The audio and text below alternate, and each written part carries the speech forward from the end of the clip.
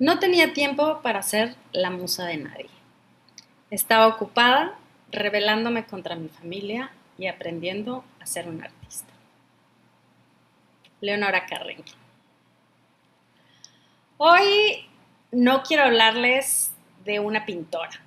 No quiero hablarles de su paso por el mundo surrealista. Quiero hablarles de una mujer que hizo de su vida una iniciación. Vamos a mirar a Leonora a través de un lente astrológico, pero también genealógico. No para reducir su vida a una carta natal con un lenguaje astrológico complejo, sino para preguntarnos, ¿qué nos cuenta el cielo acerca de una mujer que jamás aceptó convertirse en aquello que otros esperaban de ella? Porque cuando observamos su biografía encontramos una constante. Leonora nunca obedeció. Nunca. Antes de comenzar a profundizar en el análisis, quiero hacer una aclaración metodológica importante. No contamos con una hora exacta de nacimiento verificada. Así que la carta que utilizaré el día de hoy está calculada para las 12 del mediodía del 6 de abril de 1917 en Chorley, Inglaterra. Esto significa que no podemos afirmar con total certeza cuál era su ascendente, la domificación, es decir, la distribución de las casas. Tampoco tenemos certeza exacta del grado en el que estaba la luna e incluso el signo de la luna, pues ese día cambia de signo. Por ello tendríamos que usar una rectificación y eso es otra técnica que podemos utilizar en otra oportunidad, en otro momento. Por lo tanto, el análisis que hoy voy a compartir no está basado en casas astrológicas ni en interpretaciones dependientes del ascendente o de la hora de nacimiento. Lo que sí podemos observar con bastante confianza, con bastante certeza, son las posiciones planetarias que permanecieron estables durante todo ese día y que, como vamos viendo, parecen dialogar con su vida, con su obra, y quizá eso sea aún más interesante. Porque cuando pensamos en Leonora, no solamente pensamos en, ok, ¿quién fue esta señora? Sino, o quién fue esta pintora, esta artista, esta escultora, esta escritora. La pregunta es, ¿qué fuerza intentaba expresarse a través de ella? ¿Qué historia necesitaba contar? ¿Qué mandatos venía a romper? Y aquí entramos al paradigma sistémico. Porque si algo me ha enseñado la psicogenealogía, la astrogenealogía, es que ningún ser humano aparece de manera espontánea y aislada. Todos llegamos al mundo dentro de una historia, dentro de una red invisible de lealtades, dentro de una memoria familiar que existía antes de que nosotros naciéramos, que nos precede. Y algunas personas vienen a continuar y a perpetuar esa historia, mientras otras parecen venir a interrumpirla, a cambiarla, a revolucionarla. Leonora Carrington pertenece a esa segunda categoría. Cuando vemos su biografía, encontramos pues que su sistema familiar venía de una familia aristocrática, un padre empresario exitoso, una familia con dinero, con prestigio, posición social. Todo parecía estar preparado para que Leonora tuviera una vida acomodada, organizada, con una buena educación, buen matrimonio, buena reputación, apropiada a la época. Incluso fue debutante en la corte del rey Jorge en Inglaterra. Sin embargo, desde muy pequeña, ella comenzó a comportarse como si hubiera nacido en la familia incorrecta. Fue expulsada de colegios, desafió autoridades, cuestionó las normas, se negó a encajar. Y es aquí donde podemos hacer una pausa y preguntarnos, ¿qué ocurre cuando un niño no se adapta a las expectativas de la familia. A veces pensamos que el problema es el niño, hay que atender a ese niño. Pero desde una mirada psicogenealógica y astrogenealógica podemos considerar otras posibilidades. ¿Y si este niño está expresando algo que el sistema familiar necesita? ¿Y si esa rebeldía no es un error, sino tiene una función? Cuando observo la carta de Leonora, lo primero que llama mi atención es la concentración enorme que tiene la energía de Aries. Sol en Aries, Venus en Aries, Marte en Aries, Mercurio en Aries, estelium de los 4 planetas personales en ese mismo signo. Esto no es menor.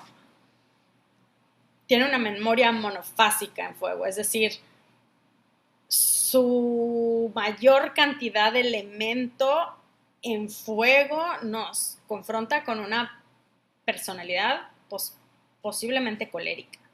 Y cuando encontramos esa concentración de energía muy prominente, podemos presumir que en la familia a lo mejor algo viene a revelarse, algo viene a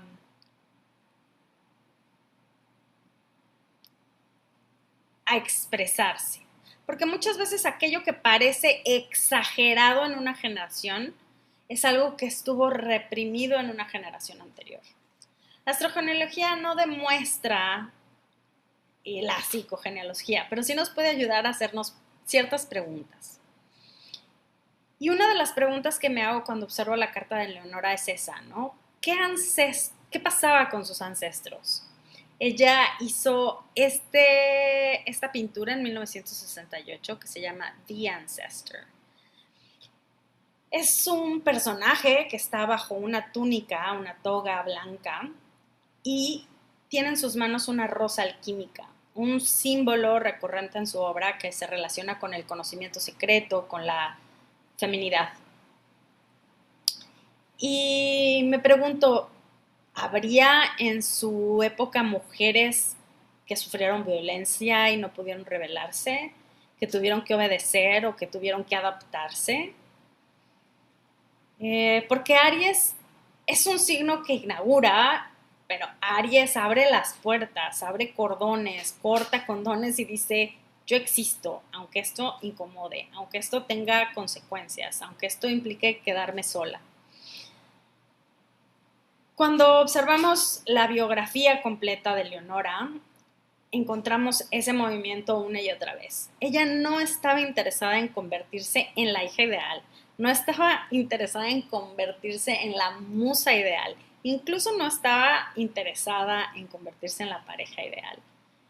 Ella estaba respondiendo a una fuerza mucho más profunda, una fuerza que le decía, no veniste a continuar historias, veniste a escribir cosas nuevas. Y aquí es donde también quiero mostrar este otro autorretrato, otra obra que hizo entre 1937 y 1938 que se llama Self-Portrait. Self-Portrait Inn of the Down Horse también es el título de la obra. Si observamos esta pintura, encontramos varios elementos. Es ella, esta mujer, es ella, vestida con sus pantalones de montar blancos, porque a ella le gustaba mucho montar a sus caballos de chica. Tenía una yegua que era rebelde. Y también vemos atrás un caballo de juguete, como todavía ese recuerdo de niña, de la niña. Pero afuera, en la ventana, hay un caballo salvaje, blanco. Pero en el centro de la pintura vemos una hiena. Es como un espacio intermedio entre el mundo de lo doméstico y conocido y el mundo de lo salvaje. Y ahí quiero profundizar porque me parece que esto contiene una clave para comprender a Leonora. La pregunta no sería ¿por qué pintó una hiena?, sino por qué eligió identificarse con una hiena. Porque la hiena ocupa un lugar incómodo en nuestro imaginario colectivo. No es un animal elegante, no es obediente, no es domesticable, pertenece totalmente a lo salvaje. Con frecuencia, aquello que el sistema familiar rechaza termina apareciendo encarnado en uno de sus descendientes. Lo excluido siempre busca una representación. Lo reprimido busca expresarse, lo olvidado busca ser recordado en la memoria. Y quizá Leonora representa exactamente eso, la parte salvaje que ya no podía seguir siendo domesticada, negada, la parte instintiva, la parte libre, la parte femenina que se negaba a ser domesticada. Y entonces ocurre algo fascinante, porque cuando observamos su vida, es evidente que ella no buscaba pertenecer, estaba intentando convertirse, transformarse. Y esa es una diferencia enorme. Porque pertenecer implica, en algunas circunstancias, negar la propia identidad o adaptarse a una identidad colectiva y sacrificar la propia autenticidad. En cambio, convertirse implica en transformarse en esta artista. Pertenecer implica conservar la identidad de lo conocido y convertirse implica atravesar muertes simbólicas, a veces no una, a veces varias. Toda la vida de la biografía de Leonora parece organizada a través de esta idea transmutadora, como una prioridad a la transformación, no a la comodidad, no a la estabilidad, no a la aprobación, sino a la transformación. No por nada tiene ella esta incómoda situación entre su Mercurio y Sol en Aries con Saturno en Cáncer. Saturno en Cáncer nos da este mandato familiar de la pertenencia. Y Plutón en Cáncer transmuta, transforma todo. Estos dos generan tensiones entre los personales y los transpersonales de transformación, de atravesar la muerte simbólica, de renunciar a lo conocido, de responder a sus pulsiones más intensas y más profundas. Y bueno, pronto en la vida de Leonora, a sus 20 años, aparece una figura que cambia para siempre el rumbo de su vida. Es una figura que actúa como un catalizador, como un umbral. Este viaje la lleva a perderlo todo y dentro de esa pérdida total también a encontrarse a sí misma. Hasta el momento podríamos pensar que la historia de Leonora es la historia de una joven rebelde, la muchacha inconforme, la artista que quiere vivir de una manera diferente, pero todavía no hemos llegado al corazón de ese viaje. Porque toda historia iniciática tiene un punto de inflexión, un punto de no retorno. Un momento en el que ya no es posible regresar a la vida anterior. Y para Leonora, ese proceso inicia con un nombre, Max Ernst. Cuando Leonora conoce a Max Ernst, tiene apenas, como decía, 20 años, y él es ya uno de los artistas más importantes del movimiento surrealista. Tiene fama, prestigio, experiencia, es 26 años mayor que ella. Desde afuera parecía como una historia romántica, pero cuando observamos vemos algo diferente. Aquí incluso en la imagen pueden ver adentro está la carta natal de Leonora y afuera la carta natal de Max. Ambos arianos, ambos con esta gran pasión. Ella con ese stellium en Aries y él con Marte y Mercurio en Aries. También en mi investigación encontré estos textos de un diario con cartas a sí mismas. Voy a leer textual una carta que se hizo a ella a sus 17 años en 1934, antes de conocer a Max, que nos habla un poco de ese stellium en Aries, Marte-Venus en Aries. Querida María Leonora, has tenido un año infernal. Te has enamorado durante 1934 de Jean Bouton, de Christopher Glencower, de John Burgess, de François Owen, Jean, que hacen un total de una docena. Eres imposible. Te aburriste de la mayoría a la semana. Deja de soñar y comienza a ser una verdadera artista. No importa cómo de mala, pero artista. Olvídate de los hombres y de tu propia vanidad. Haz un esfuerzo y sé grande. Puedes ser grande.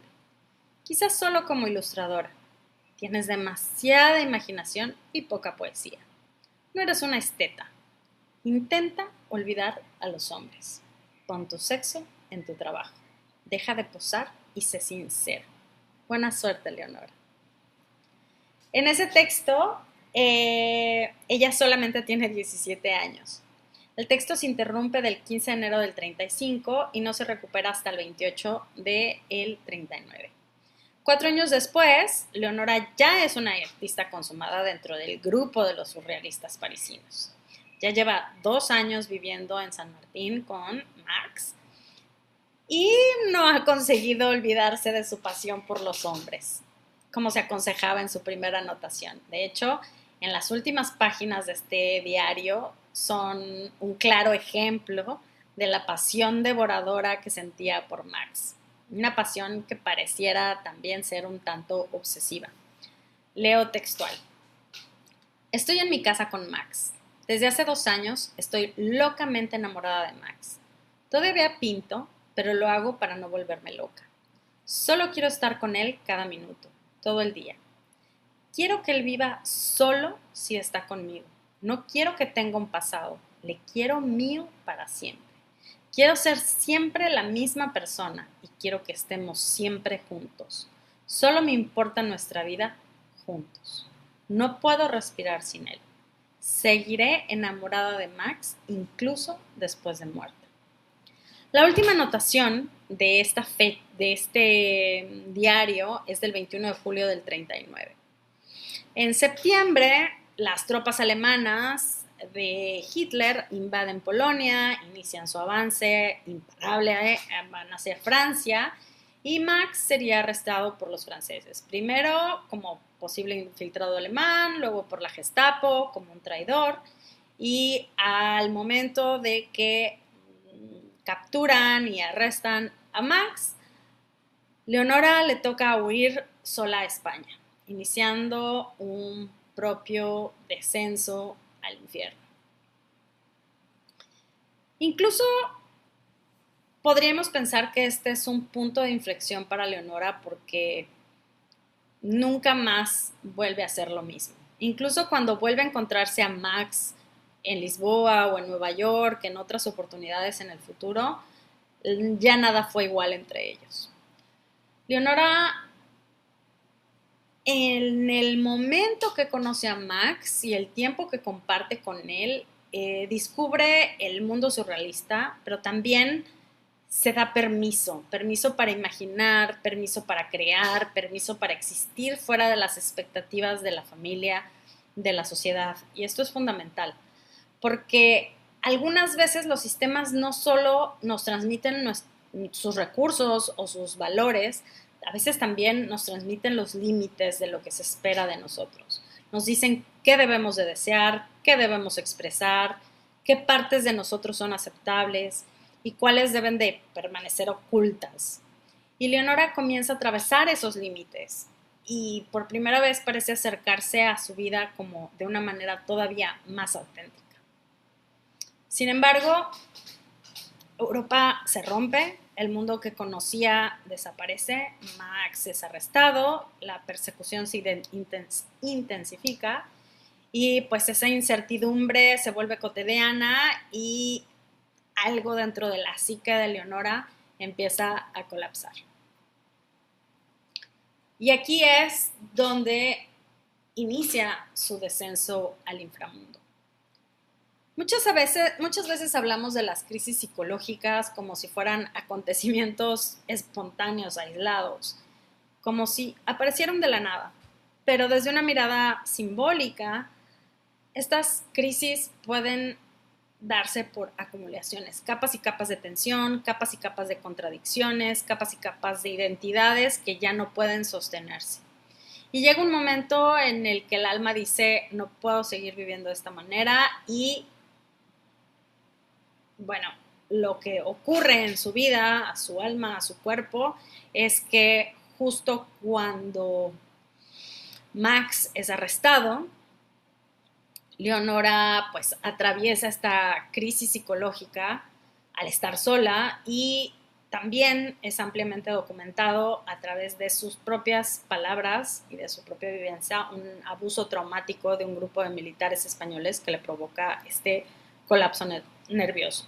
Tras el trauma y estos horrores de la guerra y ese colapso nervioso, su padre, el aristócrata vitránico, busca la manera de hacerla detener y recluirla en un sanatorio psiquiátrico en Santander. En este lugar recibe medicaciones agresivas, pierde autonomía, pierde referencias, pierde seguridad, pierde contacto con el mundo de lo conocido. Por un instante olvidémonos de las etiquetas clínicas, los diagnósticos y preguntémonos qué pasaba durante este proceso, qué estaba muriendo en ella, qué representó para Leonora este punto de inflexión. No necesariamente física, pero sí psicológica, sí identitaria, una muerte que tiene que suceder para que algo nuevo pueda nacer.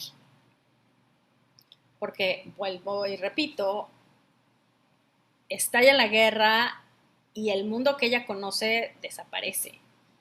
Pierde a Max, pierde a Europa, pierde la seguridad, pierde su identidad, pierde el futuro de lo que ella imaginaba que podía lograr ser. Una vida eterna al lado de Max. Todo desaparece, se esfuma. Y cuando todo se rompe y todo desaparece, surge una pregunta interior. ¿Quién soy yo cuando no me queda nada más? Esa es la pregunta del inframundo. Esa es la pregunta de Perséfone. Esa es la pregunta de Inanna. Esa es la pregunta que aparece una y otra vez en los mitos de iniciación femenina.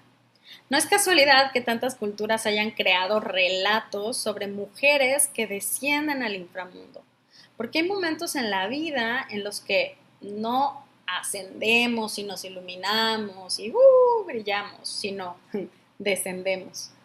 Nos confrontamos con la sombra, con la bestialidad, con lo oscuro. Y bueno, sincrónicamente el cielo, en ese año, en 1940, está documentado que ella entró en el psiquiátrico aproximadamente cerca del verano, en agosto del 40, y ese verano Venus retrograda entre Géminis y Cáncer, tocando su Plutón en Cáncer. Ese año también el nodo sur estaba haciendo su paso por su sol natal. Los eclipses de ese año se dieron en el eje Aries-Libra, tocando el nodo sur durante el verano, el sol de Leonora. Así que ese descenso forma parte del camino, ¿no? Forma parte de este proceso de encontrarse con la sombra, de encontrar las heridas, las memorias, de encontrar partes de nosotros que no habíamos reconocido.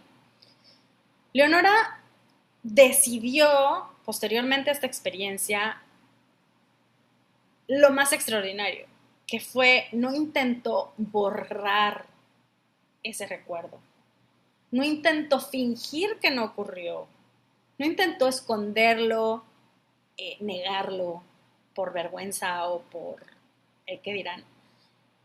Ella lo convirtió en literatura, lo convirtió en arte, lo convirtió en conocimiento, lo convirtió en lenguaje. Escribió el libro Down Under con toda su vivencia durante este psiquiátrico. Esta es una pintura también relacionada a esa época. La creatividad de Leonora no parece nacer a pesar de todo lo que sufrió, sino al atravesar esos procesos, es como que ella toma la materia prima del sufrimiento y lo transforma. Eso se llama alquimia. Eso es exactamente lo que los alquimistas buscaban. Transformar una sustancia en otra, transformar el plomo en oro, transformar el dolor en conciencia, transformar la experiencia en significado. Y es por eso que esta slide se llama la alquimia del dolor, ¿no? Porque las obras de Leonora parecen encontrarse con la parte fascinante. Ya no estamos en la fase de la joven rebelde. Estamos como en un proceso de crear criaturas híbridas, mujeres que también son animales, seres mitológicos, sacerdotisas, ancianas sabias, mundos intermedios. Es como si después de haber atravesado el inframundo, Leonora hubiera regresado del inframundo hablando otro idioma, el idioma del inconsciente colectivo, el idioma de los símbolos, el idioma del alma. Incluso ilustró un tarot completo. ¿Cuántas veces hemos intentado escapar nosotros de esos descensos, de esas noches oscuras del alma? ¿Cuántas veces hemos querido resolver rápidamente una crisis? ¿Cuántas veces hemos querido volver a ser quien éramos antes? ¿Cuántas veces hemos querido negar, reprimir, olvidar nuestras obsesiones, nuestros descensos, nuestras oscuridades, nuestras sombras? Leonora nos enseña algo diferente. Nos enseña a reconciliarnos con nuestras dualidades. Nos enseña que algunas experiencias no llegan para ser superadas, sino transformadas, que nos convierten en otra persona, que abren la puerta a algo que antes no existía. Y cuando finalmente se emerge de ese inframundo, donde ya no es esa aristócrata inglesa, ya no es solamente la amante de Max Ernst, ya no es solamente la artista surrealista, es la mujer que empieza a construir su propio universo, su propia mitología. Y curiosamente, esa nueva historia, nueva vida comienza muy lejos de Europa, lejos de su familia, lejos de lo conocido. Comienza en un territorio que termina convirtiéndose en su verdadero hogar. México. México es el territorio donde Leonora encuentra un exilio evolutivo. Astrogenealógicamente y astrológicamente, el exilio está representado por el planeta de Urano, o es el que identifica las exclusiones. Ese año Urano se encontraba, en el año que ella nace, Urano se encuentra en Acuario. En su carta natal le está haciendo un sextil a ese Mercurio en Aries y le está haciendo un quincuncio a ese Saturno en Cáncer, que a su vez Saturno y Mercurio tienen una cuadratura. Regresando a no hablar astrológico, sino a qué significa todos estos aspectos que tiene Urano. Urano suele señalar aquello que fue apartado por no encajar en las normas familiares, lo que el sistema necesita para revolucionarse, ¿no? Y bueno, el sistema genealógico de Leonora también buscó a través de ella una exploradora que cruzara el límite. Y al cruzar ese límite vuelve con historias que pues nadie antes había escuchado, y México fue ese lugar donde Leonora deja de ser la hija rebelde y se convierte en una madre sabia. Aquí es donde ella tiene a sus hijos, hace sus mayores obras, encuentra una nueva forma de vida. Después de atravesar la guerra, después del internamiento, después de perder prácticamente todo lo que había definido su identidad, ella comienza una nueva vida. Imagina estar en 1940, principios de los 40, ser una mujer inglesa que había sido educada en la aristocracia europea, formando parte de una cultura rígida, que llegue a este país, México, que es completamente distinto. Tiene otros símbolos, tiene otros mitos, tiene otras formas de comprender la realidad. Y entonces de pronto ella ya no se siente extranjera, se siente vista, se siente reconocida, se siente como si llegara a un lugar que la estaba esperando. Hay personas que nacen en un lugar, pero florecen en otro. Hay personas que encuentran su verdadera tribu fuera de la familia. Y hay personas que necesitan alejarse del árbol para poder escuchar su propia voz. Y eso no necesariamente es una traición. A veces es evolución. Muchas veces el sistema necesita que alguien salga, que alguien explore, que alguien traiga información nueva. Y bueno, la vida de Leonora parece cumplir esa función, la de la exploradora, la de que atraviesa el bosque, la que cruza el límite, la que regresa con estas nuevas historias. Y bueno, en México es donde ella comienza a aparecer con mayor fuerza a estas imágenes de mujeres sabias, de sacerdotisas, de ancianas, de alquimistas, de guardianas de secretos en esos huevitos que ella dibuja. Si observamos sus pinturas, las mujeres rara vez, o más bien nunca, son víctimas. Y tampoco son princesas esperando ser rescatadas. Tampoco son musas decorativas. Son mujeres que poseen este huevo de conocimiento, esta rosa alquímica. Son mujeres que reconocen su bestialidad, su dualidad, su sombra, que saben, que recuerdan, que transforman.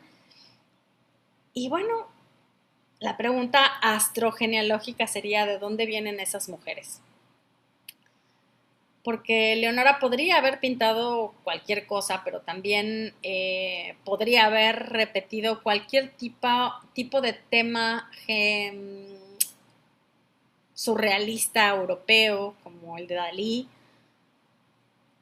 Podría haberse limitado a las corrientes de la época, pero no lo hizo. Una y otra vez aparecen figuras femeninas conectadas con la mitología, con el misticismo, con la sabiduría ancestral, como si estuviera intentando recuperar una memoria. No es una certeza, es una hipótesis que tal vez sus obras representan a esas mujeres en su linaje que fueron olvidadas, que fueron silenciadas en sus violencias, que no dejaron registros, pero que conocían de hierbas, que conocían de sueños, que conocían de los animales, que conocían de los ciclos de la naturaleza, que sabían cosas del mundo que no tuvieron oportunidad de expresar, o que el mundo en ese entonces y en ese lugar no veía, no reconocía. Tal vez no solamente estaba inventando personajes, también recordaba tal vez algunos de ellos.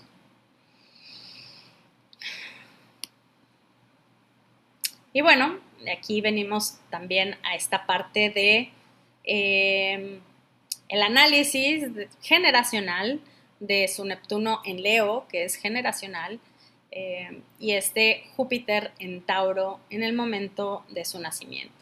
Estaban pues Júpiter en tierra, Neptuno en fuego. Júpiter en Tauro parece buscar la sabiduría a través de la tierra, del cuerpo, de los animales, de los ciclos naturales. Mientras que Neptuno en Leo parece abrir más la puerta hacia la imaginación de la creación, de la autenticidad, hacia el mundo de los símbolos, hacia la capacidad de convertir una visión interior en una imagen extraordinaria, visible, tangible.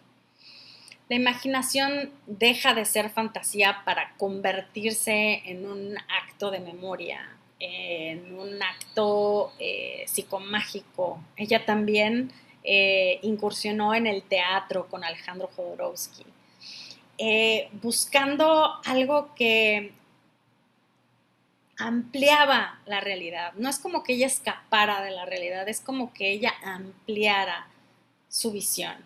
Devolvía al mundo dimensiones que tal vez pudieran haber sido olvidadas en el pasado, dándole un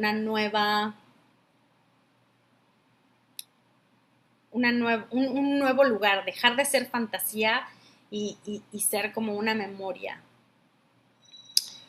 Muchas veces pensamos que sanar el árbol genealógico implica perdonar a papá, entender a nuestros conflictos, cerrar heridas, y puede ser.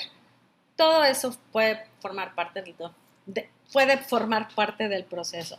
Pero hay otras formas también de sanar. Crear sana, el arte sana.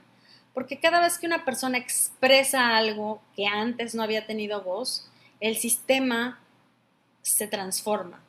Cada vez que alguien rompe con un mandato limitante, el árbol se expande. Cada vez que alguien se atreve a imaginar una nueva posibilidad, la historia cambia, se desarrolla, evoluciona, progresa.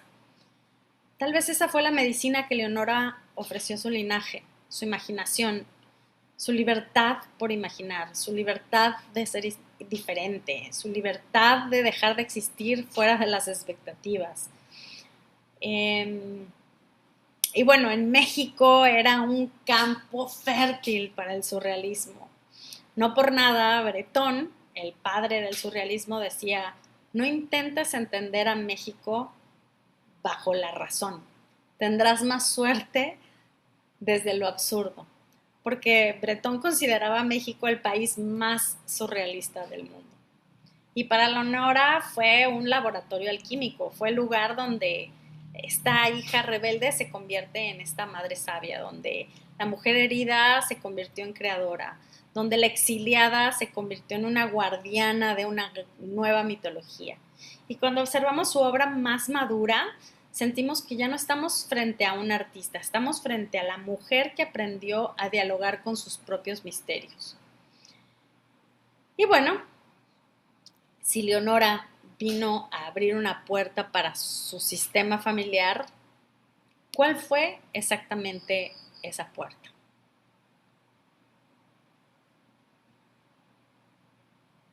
¿Qué vino a hacer Leonora a este mundo? No qué pintó, no a con quiénes se relacionó, no cuántas exposiciones tuvo, cuál fue el movimiento de pintura de artista al cual perteneció, sino, es más, ni el récord de 28.5 millones de dólares por la obra de Las distracciones de Dagoberto, que fue adquirida por el fundador del Museo de Arte en Argentina. La pregunta es más profunda. ¿Qué movimiento del alma representa Leonora? Podemos ver patrones, podemos buscar sentido, podemos comenzar a preguntarnos qué estaba intentando emerger a través de esta persona. Esta dualidad, estas dos voces, la voz del angelito, la voz del diablito, la voz de la divinidad, la voz de las diferentes versiones de mí mismo. Creo que Leonora vino a romper con lealtades, pero también vino a romper con la obediencia, ¿no? Porque hay familias donde el valor supremo es la libertad y hay familias donde el valor supremo es la pertenencia.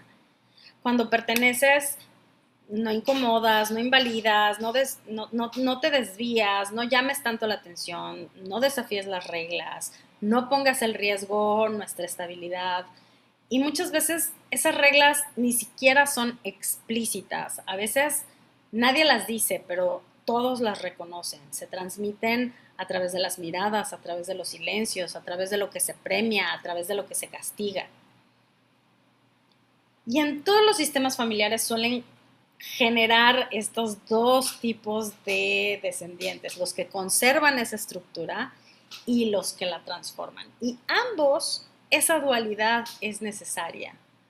Ambos son necesarios. Ambos cumplen funciones distintas. Algunos mantienen la casa en pie, otros abren la ventana.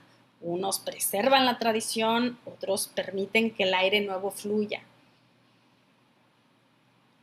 La misión de Leonora con ese Stellium en Aries era de iniciar algo, era de abrir la puerta, era atravesar un límite que antes nadie había atravesado. Y quienes cargan esta energía, demasiado fuego y muy ariana, tienen la sensación de no encajar, la sensación de ser intensos, de ser demasiado libres, demasiado incómodos, demasiado diferentes. Sin embargo, cuando observamos sus vidas con perspectiva, sabemos que no estaban destinados a encajar, estaban destinados a ampliar el sistema. Y eso fue lo que pienso hizo Leonora. No destruyó su árbol, lo expandió. No rechazó su historia, la transformó. No negó su pasado, lo transformó, lo convirtió en algo nuevo. La transformación se ve en su obra a través de estos animales que también son humanos, estos humanos que también son animales, las mujeres que son diosas, las diosas que son ancianas, las ancianas que se vuelven pájaros. Nada permanece fijo, nada permanece inmóvil, todo está vivo, en proceso, en constante cambio, en constante transformación. Y eso es lo que ocurre en un árbol genealógico sano. Un árbol sano no repite inconscientemente, un árbol sano evoluciona, un árbol sano recuerda, un árbol sano también crea. Y quizá por eso Leonora nunca en su vida dejó de crear. Si no era pintura, porque ya no podía ver bien, era escultura, a través de joyas, a través de literatura, a través de textiles, del tejido. Estaba todo el tiempo imaginando nuevas posibilidades para su psique, nuevas posibilidades para lo femenino, nuevas posibilidades para la libertad, nuevas posibilidades para el alma. Y para cerrar, quiero preguntarte, después de estar observando a esta mujer que se convirtió en este puente entre dos mundos, entre lo visible y lo invisible, entre la razón y el símbolo, entre el pasado y el futuro, entre la memoria y la imaginación, me hace pensar que la imaginación no es un lujo, la imaginación es una fuente de evolución, porque solo podemos construir aquello que primero imaginamos, una nueva posibilidad por sí misma. Algo cambia en todo el sistema. La creatividad sana, el arte sana, por eso los símbolos sanan, porque amplían lo posible. Y quizá esa fue la verdadera herencia de Leonora Carrington. No sus cuadros, sus esculturas, sus libros, los millones de dólares por los cuales se vende su obra, sino esa posibilidad que abrió. La posibilidad de vivir desde una verdad interior más profunda que las expectativas externas. La posibilidad de escucharnos siguiendo nuestra propia alma, incluso cuando nadie más la entiende. La posibilidad de seguir un llamado, aunque el camino parezca irracional. La posibilidad de abandonar una identidad que ya no tiene vida. Y bueno, esta pregunta ya no tiene que ver con Leonora, tiene que ver contigo, tiene que ver con nosotros, tiene que ver con tú. ¿Qué mandato heredaste que estás dispuesto hoy a cuestionar? ¿Qué aspecto de tu alma está esperando permiso para existir? Porque todo sistema espera algo de sus descendientes. La pregunta es, ¿qué puerta veniste tú a abrir? ¿Qué parte de tu historia necesita transformarse a través de ti? ¿Qué estás dispuesto a cuestionar? ¿Qué aspecto de tu alma está buscando luz? Porque quizá la enseñanza más profunda de Leonora es que no venimos al mundo para repetir historias, venimos para participar de su evolución. A veces esa evolución se da de maneras sencillas, un acto de valentía, una pregunta, una decisión, un momento de inflexión.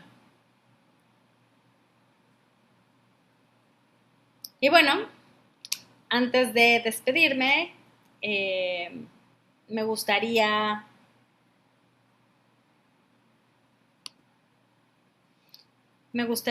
si este tema te interesa, me gustaría invitarte a suscribirte a este canal de YouTube, donde compartimos contenido sobre astrología psicológica, también sobre los ciclos de la vida a través de los astros, de la individuación.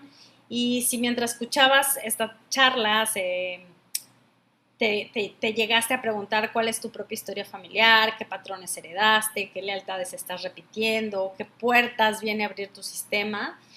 Ese es el trabajo que realizo actualmente en mis consultas a través de la carta natal y a través de la astrogenealogía y el counseling astrológico. Podemos explorar la relación de tu historia personal con tu árbol familiar, con tu propósito profundo de vida que busca expresarse a través de ti.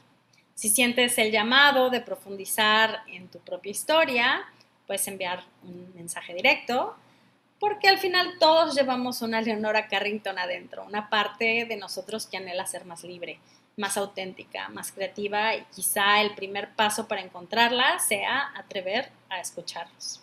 Muchas gracias por estar aquí.